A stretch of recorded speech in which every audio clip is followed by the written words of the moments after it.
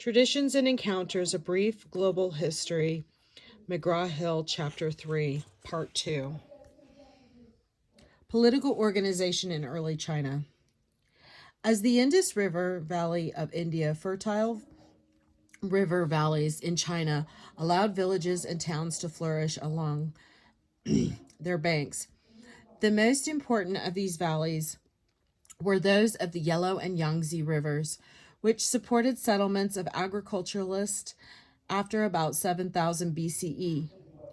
By the late years of the third millennium BCE, these small settlements began to give way to much larger regional states.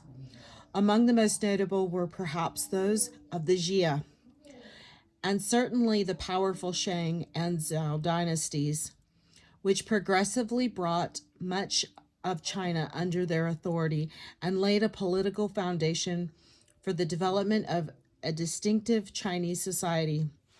The Yellow River. Like the Indus, the Yellow River is boisterous and unpredictable. It rises in the mountains bordering the high plateau of Tibet, and it courses almost 4,700 kilometers, 2,920 miles, before emptying the Yellow Sea. It takes its name Huanghe, meaning yellow river, from the vast quantities of light-colored soil that it picks up along its route. So much soil becomes suspended in the Yellow River that the water turns yellow. This soil gradually builds up, raising the riverbed and forcing the water out of its established path, periodically unleashing tremendous floods. The Yellow River has caused so much destruction that it has earned the nickname China's Sorrow. Despite the periodic damage caused by the Yellow River, however, the soil it deposits is extremely fertile and easy to work. So even before the introduction of metal tools, cultivators using wooden implements could bring in generous harvests. As in India, agricultural surpluses resulted in increased population, which eventually gave rise to complex societies. Chinese legends speak of three ancient dynasties, the Xia, the Shang, and the Xiao, that arose before the Qin and Han dynasties brought China under unified rule.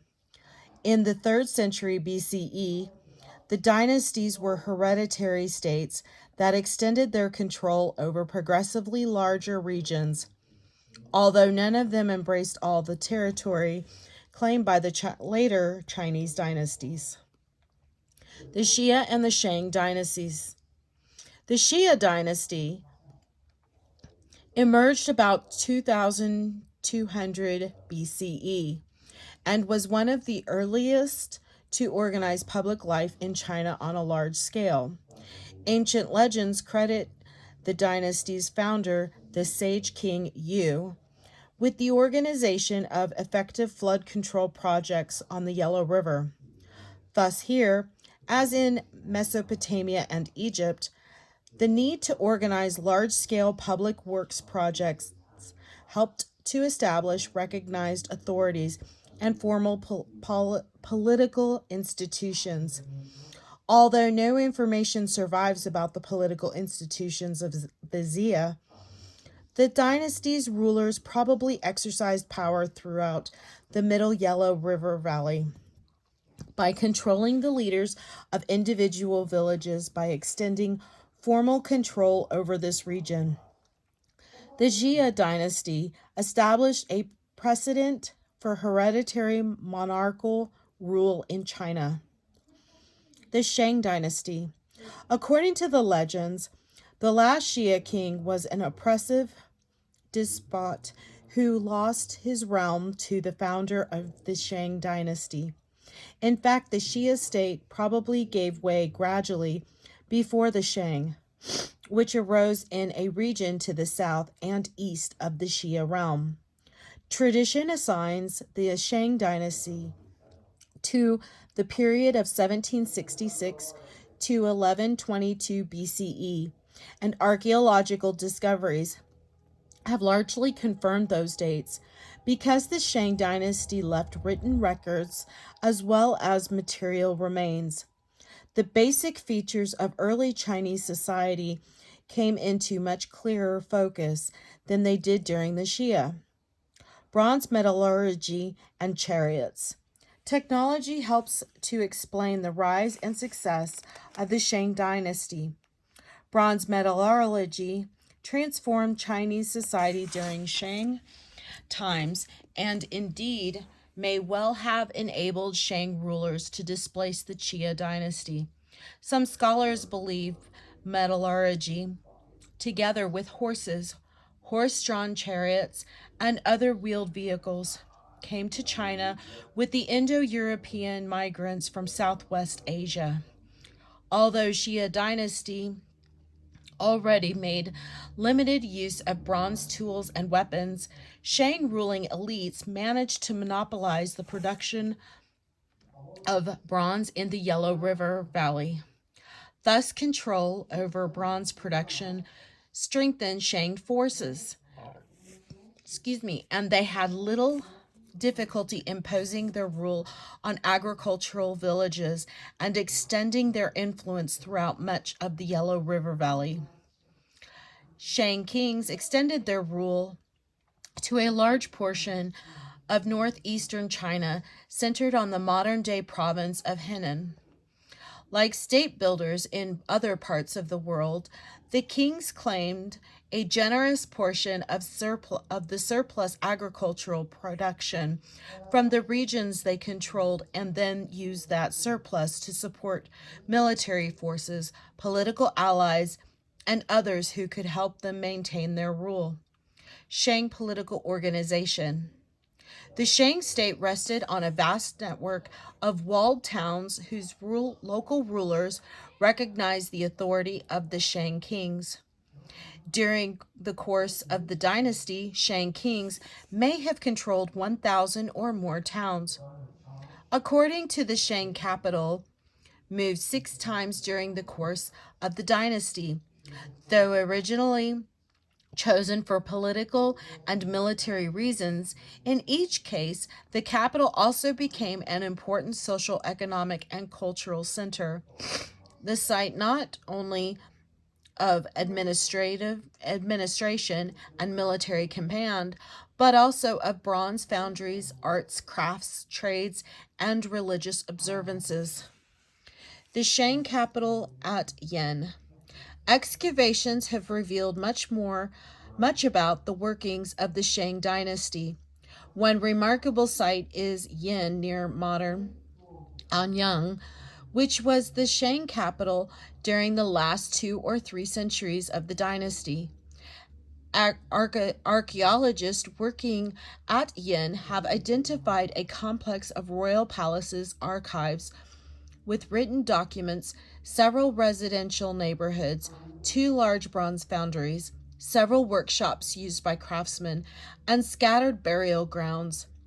11 large and lavish tombs constructed for Shang kings have received particular attention. The graves included thousands of objects, chariots, weapons, bronze goods, pottery, carvings, and sacrificial victims, including dogs, horses, and scores of human beings intended to serve the deceased royals in another existence. One tomb alone contains skeletons of more than 300 sacrificial victims who joined the Shang king in death.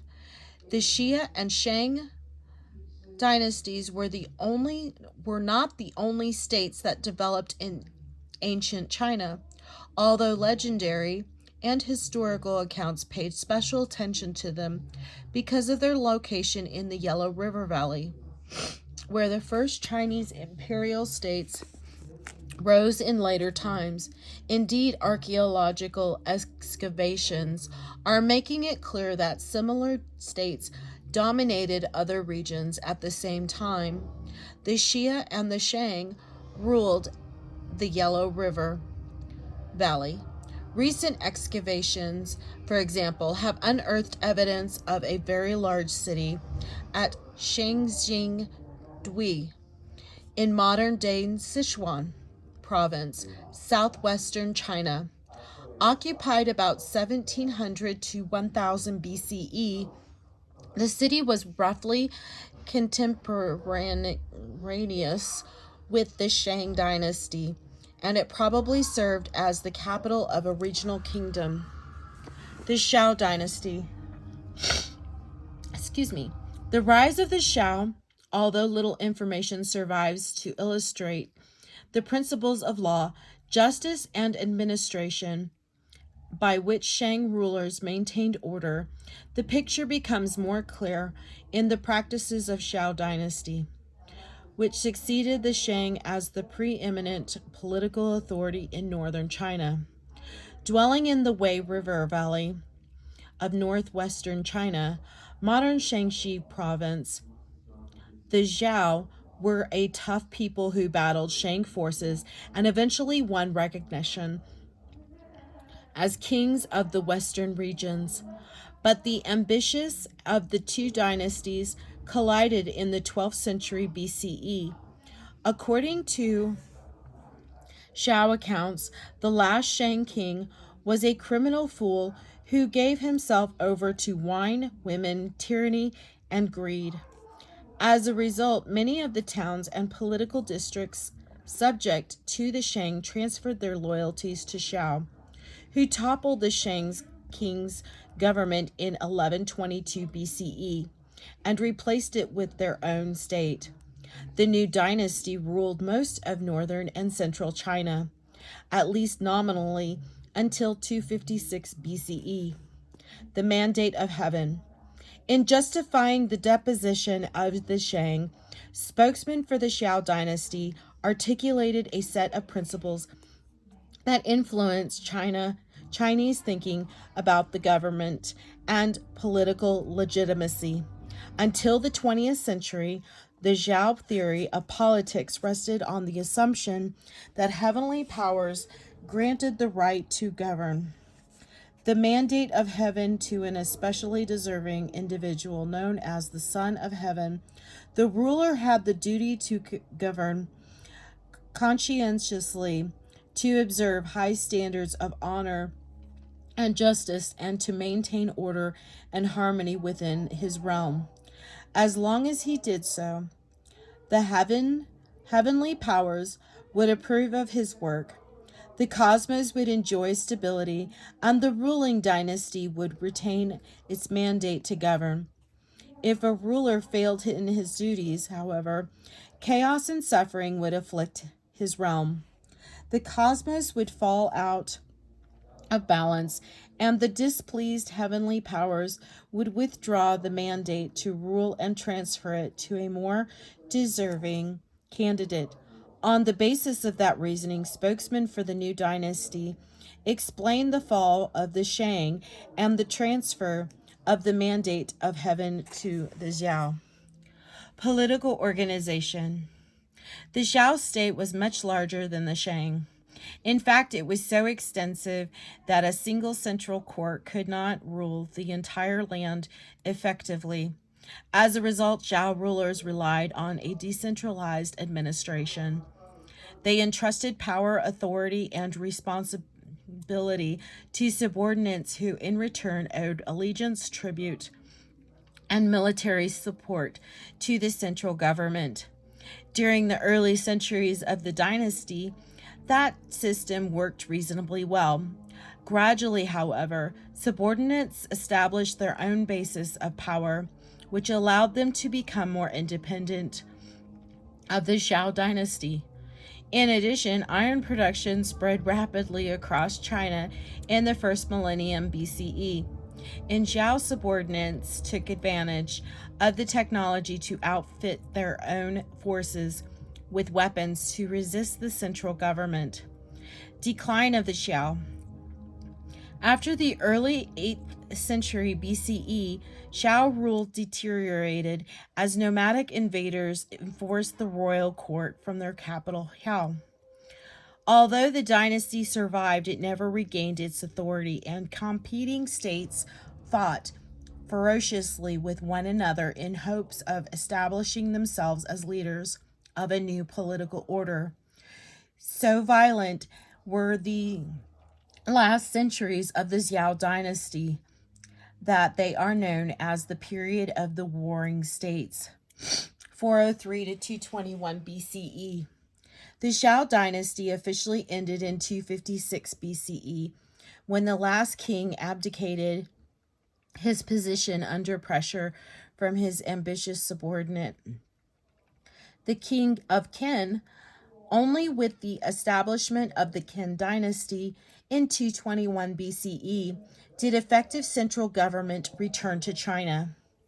Society and family in ancient China. In China, as in India, the introduction of agriculture enabled individuals to accumulate wealth and preserve it within their families. Social distinctions began to appear during Neolithic times and after the establishment of the Xia, Shang, and Zhao dynasties. The distinctions became even sharper. Throughout China, the patriarchal family emerged as the institution that most directly influenced individuals' lives and their roles in the larger society. The social order. Ruling elites. Already during the Xia dynasty, but especially under the Shang and the early Xiao, the royal family and allied noble families occupied the most honored positions in Chinese society. They resided in large palatial compounds made of pounded earth, and they lived on the agricultural surplus and taxes delivered by their subjects. One of the hallmarks of these elites were the conspicuous consumption of bronze, which was far too expensive for most people to afford. Indeed, ruling elites controlled much of the bronze weaponry that existed in northern China and also supplied their households with elaborately decorated cast bronze utensils and vessels. Ruling elites consumed bronze in such a staggering quantities that the tomb of Yi of Zhang, a provincial governor of the late Zhao dynasty, contained a collection of bronze weapons and decorative objects that weighed almost 11 tons. A privileged class of hereditary aristocrats rose from the military allies of Shang and Zhao rulers. These aristocrats possessed extensive land holdings, and their standard of living was much more refined than that of commoners and slaves who worked their fields and served their needs. They were served at by a small class of free artisans and craftsmen, including bronzesmiths, jewelers, jade workers, and silk manufacturers, who enjoyed a reasonably comfortable existence because of aristocratic patronage. Peasants. Far less comfortable was a large class of semi-servile peasants who populated the Chinese countryside. They owned no land, but provided agricultural, military, and labor services for their lords in exchange for plots to cultivate, security, and a portion of the harvest. They lived like their Neolithic predecessors in small, partially subterranean houses excavated to a depth of about 1 meter, 3 feet, and protected from the elements that by thatched walls and roofs. Women's duties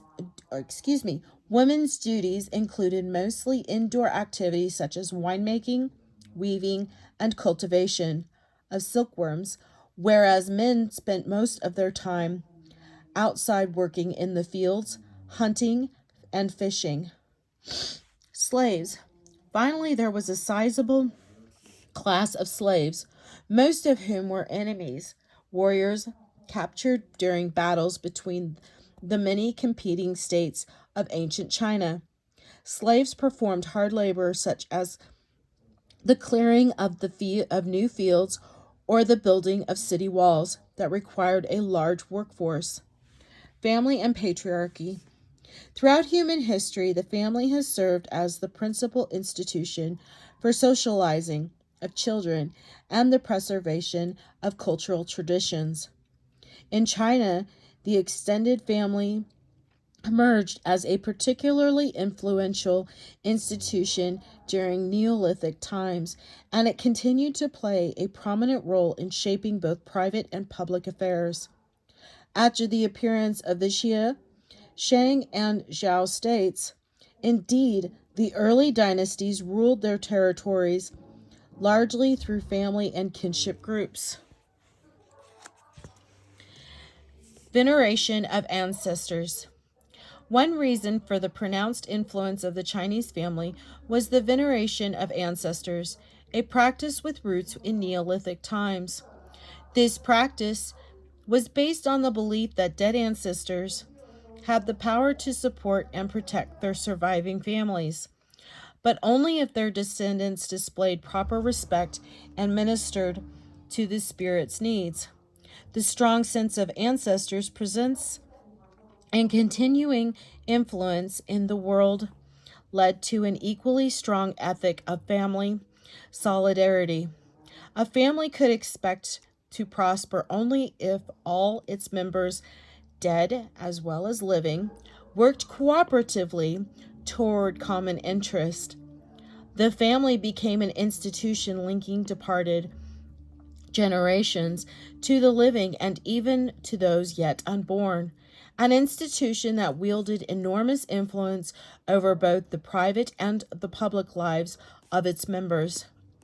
In the absence of organized religion or official priesthood in ancient China, the patriarchal head of the family presided at rites and ceremonies honoring ancestor spirits.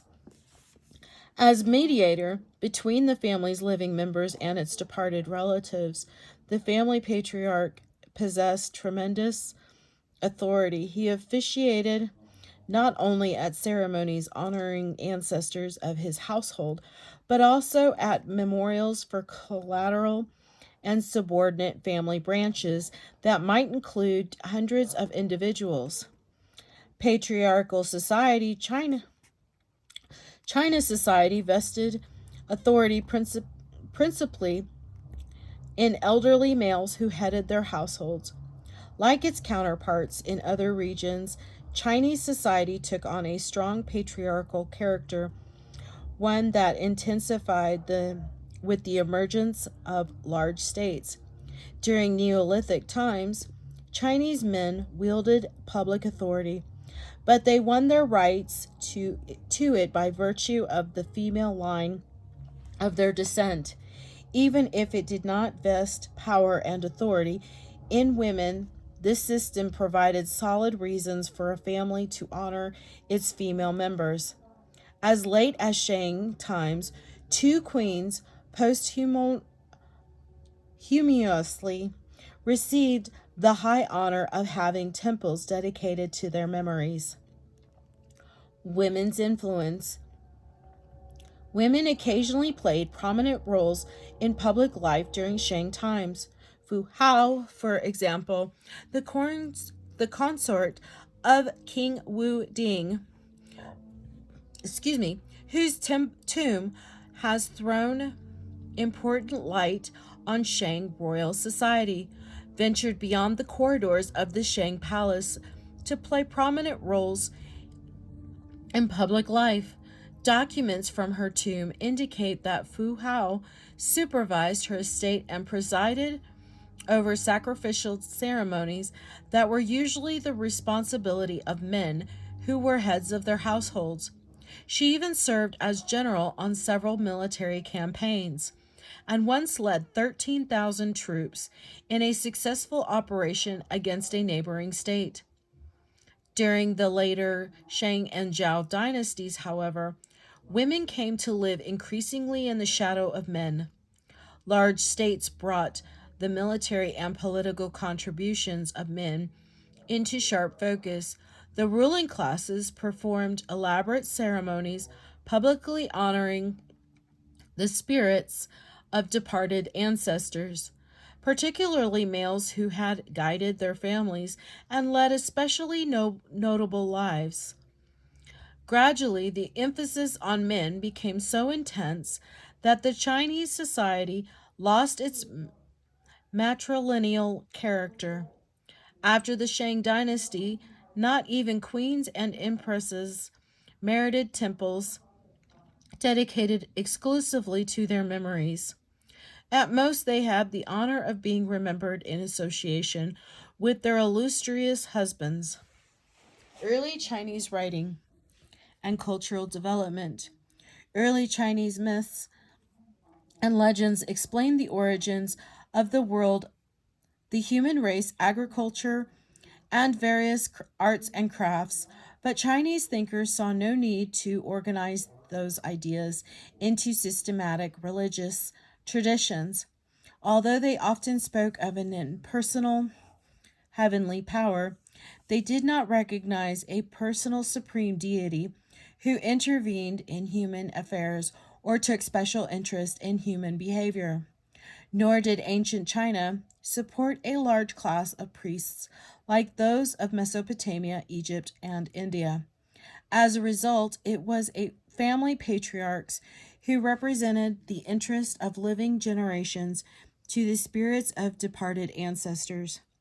In that environment, writing served as the foundation for a distinctive secular cultural tradition in ancient China.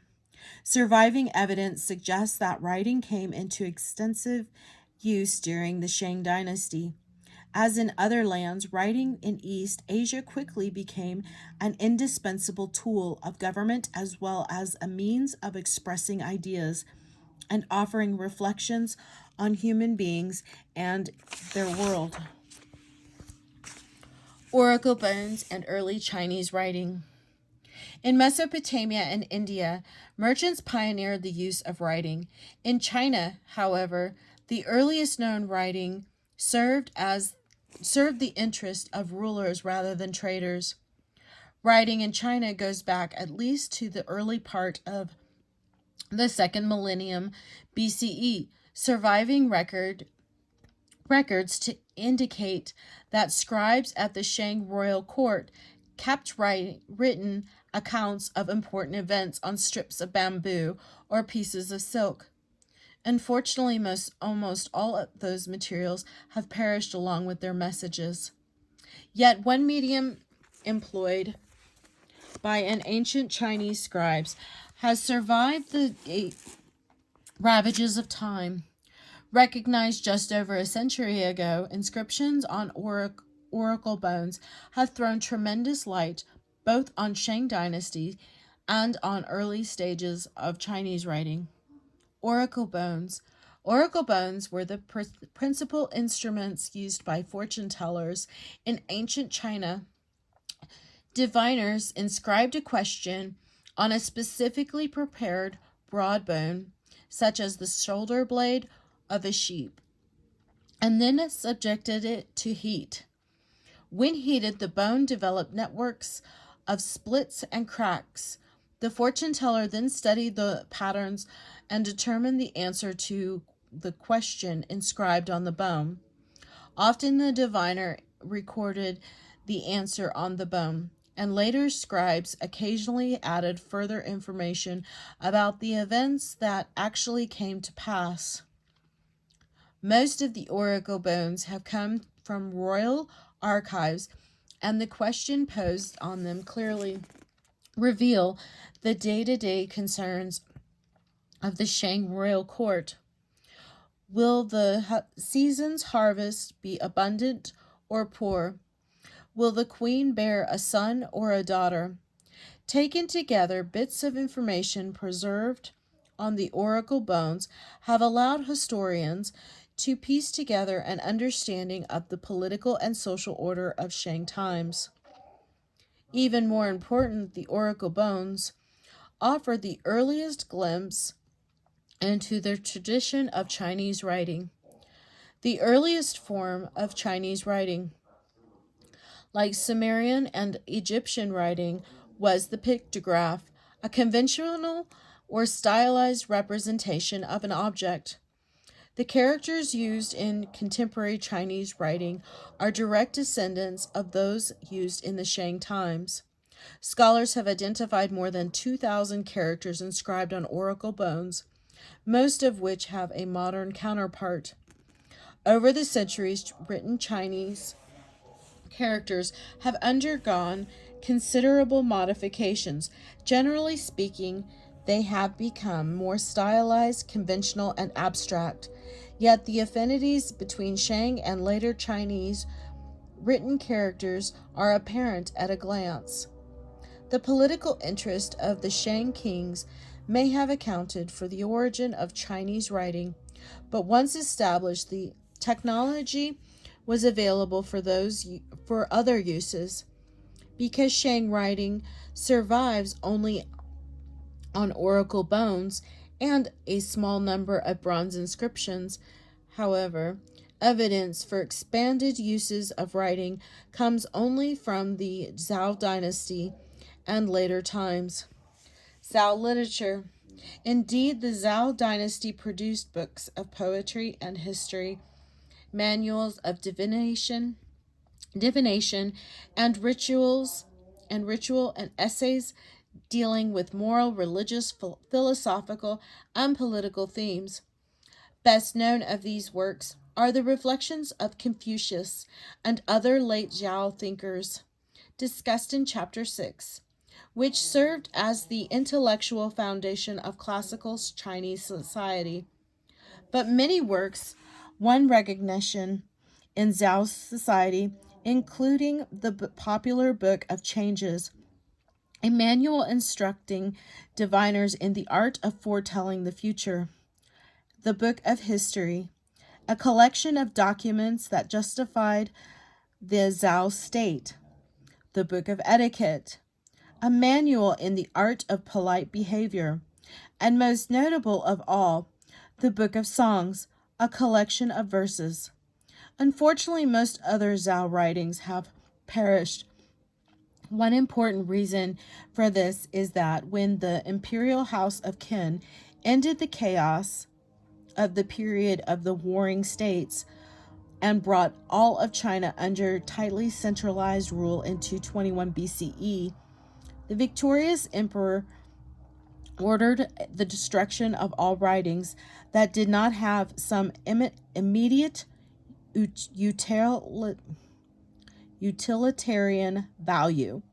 Only a few items escaped, hidden away for a decade or more until scholars and writers could once again work without the fear of persecution. These few survivors represent the earliest development of Chinese literature and moral thought. Feel free to pause the video so that you may take notes. Ancient China and the larger world. Higher mountain ranges, forbidding deserts, and turbulent seas stood between China and other early societies of the Eastern Hemisphere. These geographic features did not entirely prevent communication between China and other lands, but they hindered the establishment of direct long-distance trade relations such as those linking Mesopotamia with Harappan, India, or those between the Phoenicians and other peoples of the Mediterranean basin. Nevertheless, like other early societies, ancient China developed in the context of a larger world of interaction and exchange. Trade migration and the expansion of Chinese agricultural society all ensured that peoples of the various East Asian and Central Asian societies would have regular dealings with one another.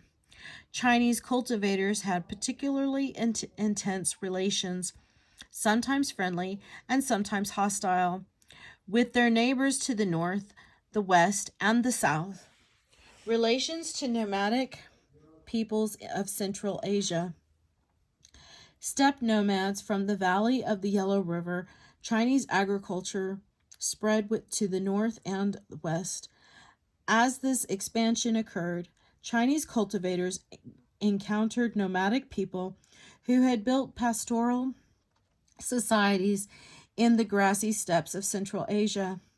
These lands were too arid to sustain large agricultural societies, but their grasses supported large herds of livestock.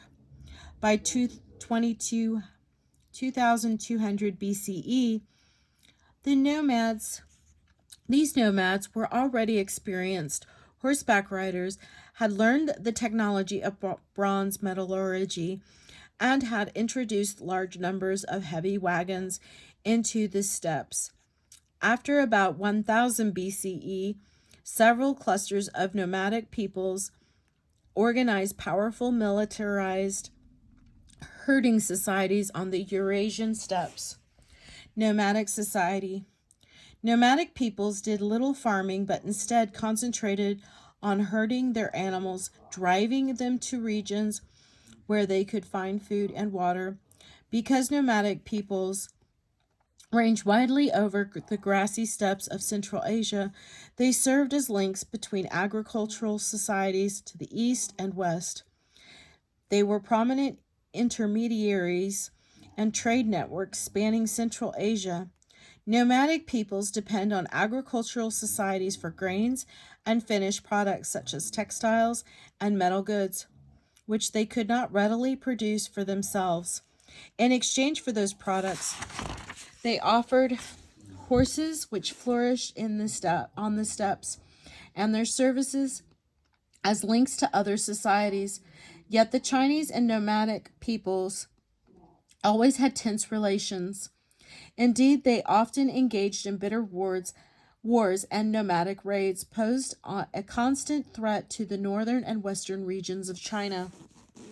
The southern expansion of the Chinese society, the Yangtze Valley. Chinese influence spread to the south as well as to the north and west. There was no immediate barrier to cultivation in the south. Indeed, the valley of the Yangtze River supports even more intensive agriculture than is possible in the Yellow River Basin.